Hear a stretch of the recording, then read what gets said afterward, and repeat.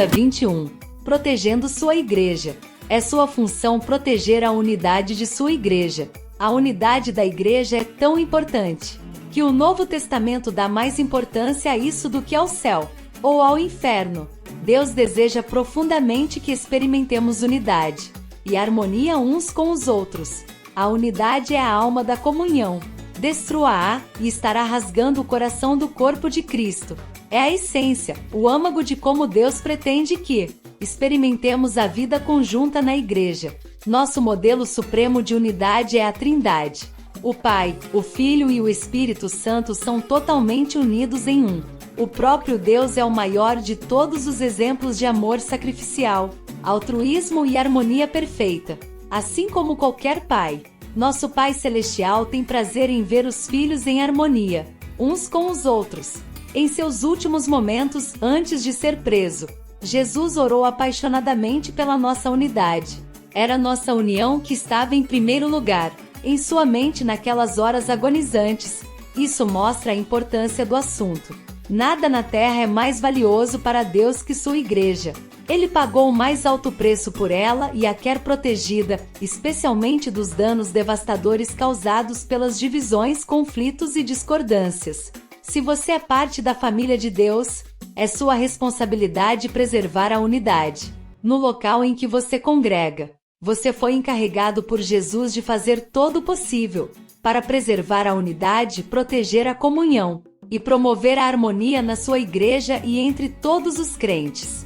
A Bíblia diz: façam todo o esforço para conservar a unidade do Espírito pelo vínculo da paz.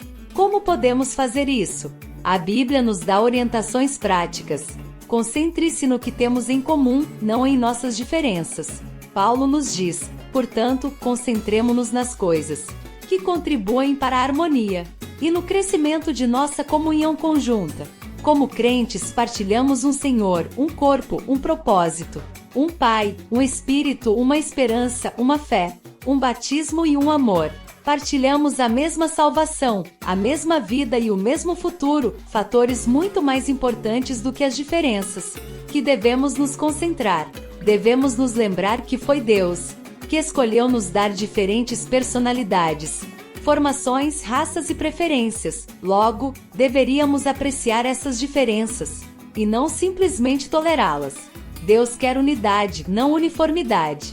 Mas, para o bem da unidade, não devemos deixar que nossas diferenças nos dividam jamais. Precisamos nos manter concentrados no que mais importa, aprender a amar uns aos outros como Cristo nos amou e cumprir os 5 propósitos de Deus para cada um de nós e sua igreja. O conflito é normalmente sinal de que o foco foi desviado para assuntos menos importantes, coisas que a Bíblia chama de assuntos controvertidos. Quando nos concentramos em personalidades, preferências, interpretações, estilos ou métodos, a divisão sempre acontece. Mas, se nos concentramos em amar uns aos outros e em cumprir os propósitos de Deus, chegamos à harmonia.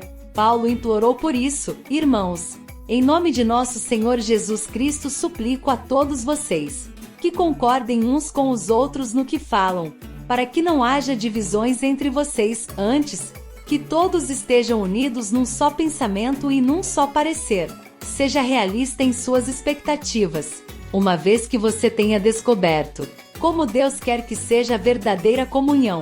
É fácil ficar desanimado pela disparidade entre o ideal e o real em sua igreja. Você deve amar apaixonadamente a igreja, a despeito de suas imperfeições. Ansiar pelo ideal enquanto critica o real é sinal de maturidade.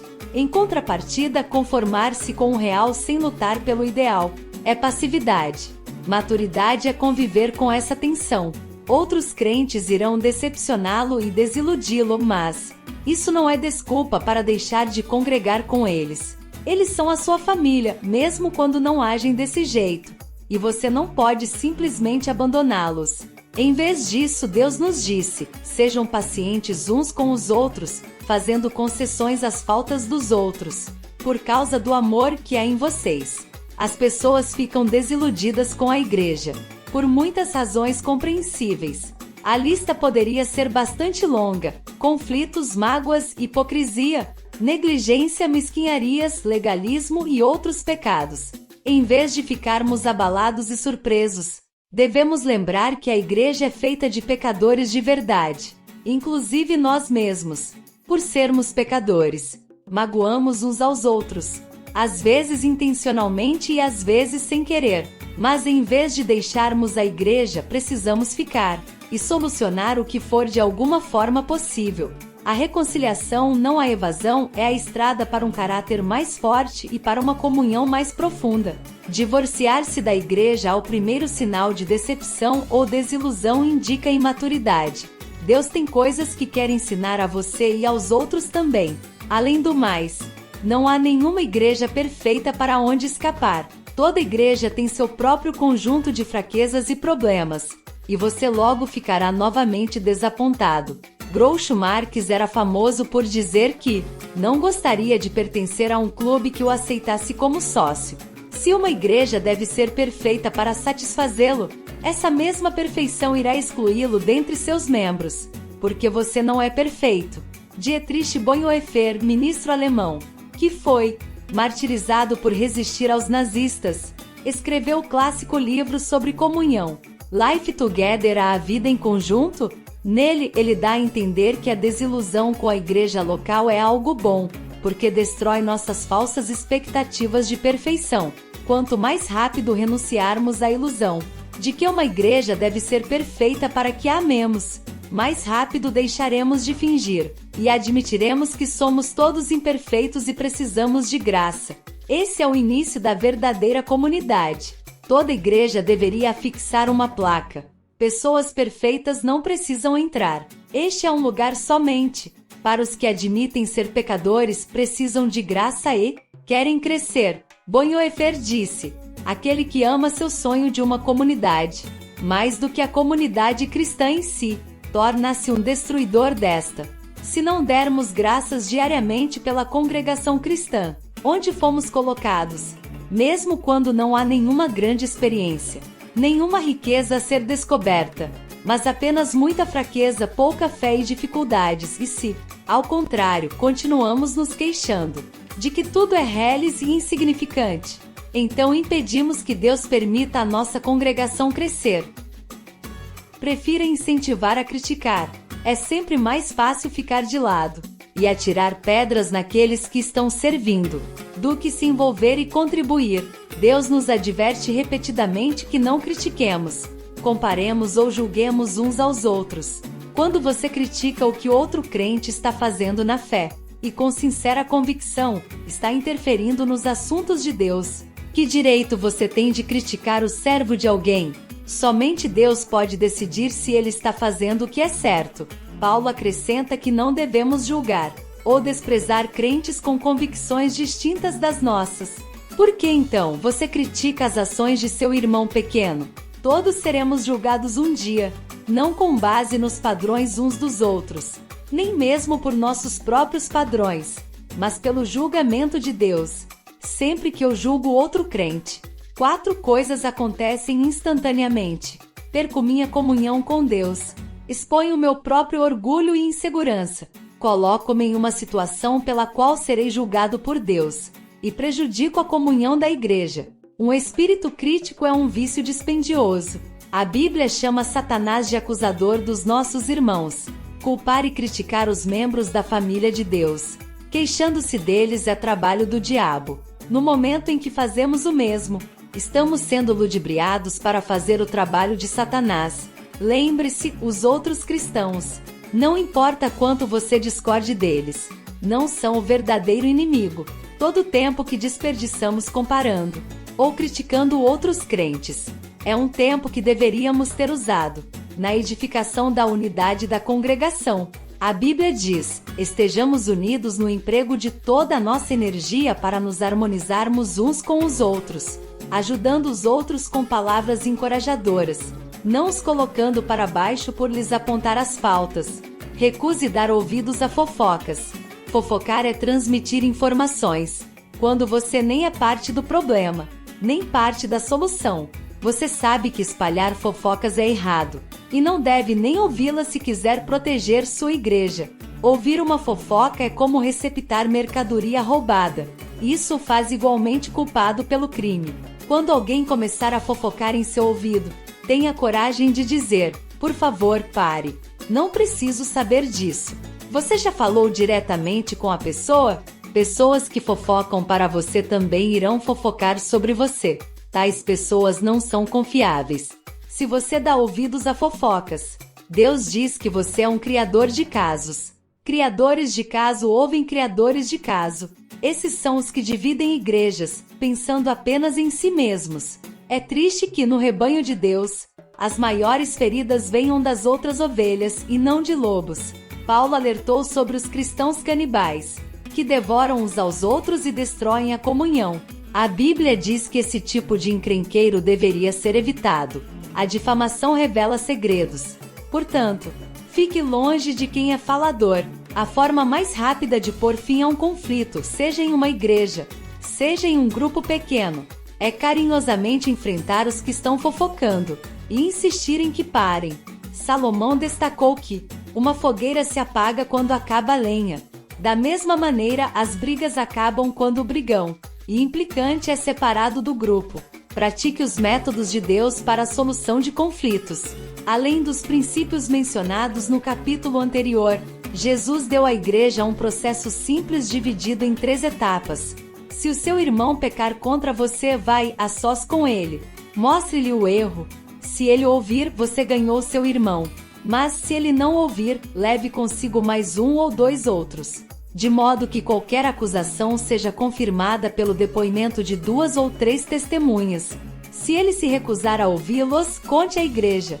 Em meio a um conflito, temos a tentação de nos queixar a terceiros, em vez de corajosamente falar a verdade. De maneira amorosa à pessoa com quem estamos aborrecidos.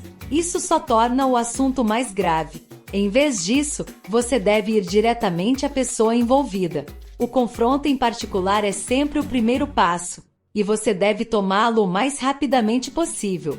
Se você não for capaz de resolver as coisas somente entre os dois, o próximo passo é levar 1 ou 2 testemunhas para ajudarem a confirmar o problema e reconciliar o relacionamento.